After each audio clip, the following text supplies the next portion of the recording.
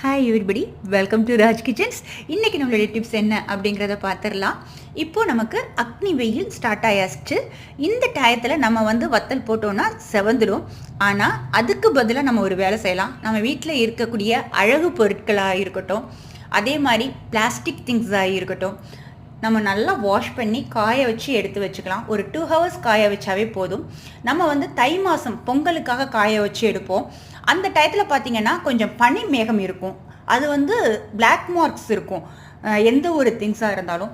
ஆனால் இந்த மாதிரி டயத்தில் நம்ம வெயிலில் காய வச்சு எடுக்கும் போது நமக்கு பொருட்களும் நல்லாயிருக்கும், அந்த காய வைக்கக்கூடிய தன்மையும் நல்லாயிருக்கும்.